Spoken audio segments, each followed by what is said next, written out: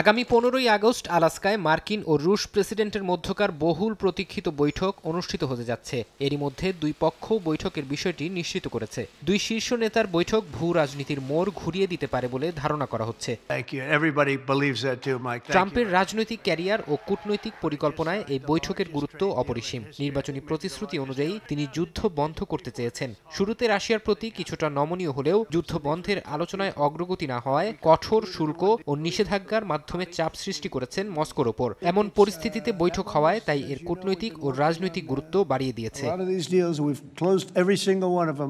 পুতিনের সামরিক ও রাজনৈতিক লক্ষ্য যুদ্ধের মাধ্যমে পূর্ব ইউক্রেনের নিয়ন্ত্রণ নিশ্চিত করা এবং ন্যাটোর বিস্তার রোধ। 1991 সালের সোভিয়েত ইউনিয়নের পতনকে তিনি শতাব্দীর সর্ববৃহৎ ভূ রাজনৈতিক বিপর্যয় হিসেবে উল্লেখ করেছেন বহুবার। তার ভাবনায় বিশ্বশক্তির ভারসাম্য নির্ধারণে রাশিয়ার পুরানো প্রভাব পুনরুদ্ধার অপরিহার্য। তাই ট্রাম্পের সঙ্গে আলোচনায় তিনি অধিকৃত ইউক্রেনের অঞ্চল রাশিয়ার অংশ হিসেবে দাবি করবেন এবং ন্যাটোর প্রসার বন্ধের জন্য চাপ দেবেন।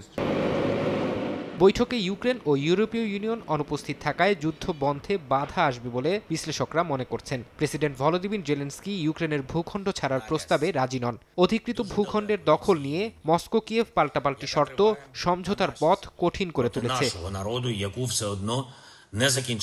ট্রাম্প পুতিন বৈঠক কেন যুক্তরাষ্ট্রের অঙ্গরাজ্য আলাস্কায় হবে তা নিয়েও জনমনে প্রশ্ন আছে। এই ভেন্যু নির্ধারণের পেছনে আছে কূটনৈতিক ও কৌশলগত বেশ কিছু দিক। আলাস্কা একসময় রাশিয়ার অধীনে ছিল। 1867 সালে অঞ্চলটিকে যুক্তরাষ্ট্রের কাছে বিক্রি করে দেয়া হয়। এখানে বৈঠক আয়োজন এক ধরনের প্রতীকী কূটনৈতিক মঞ্চ তৈরি করে, যা উভয় পক্ষের ইতিহাসের সঙ্গে সম্পর্কিত। যুক্তরাষ্ট্রের অঙ্গরাজ্য হলেও আলাস্কা অপেক্ষাকৃত কম ঘনবসতির এলাকা, ফলে এখানে শীর্ষ নেতাদের নিরাপত্তা নিশ্চিত করা তুলনামূলক সহজ। বিশ্লেষকরা মনে করছেন ট্রাম্প দেখাতে চান কোনো দেশের রাজধানীতে এই বৈঠক হচ্ছে না। অঞ্চলটি এক ধরনের মিড পয়েন্ট ইমেজ দেয়, যা এর নিরপেক্ষতা বজায় রাখে। ফরহাদ চৌধুরী, সময় সংবাদ।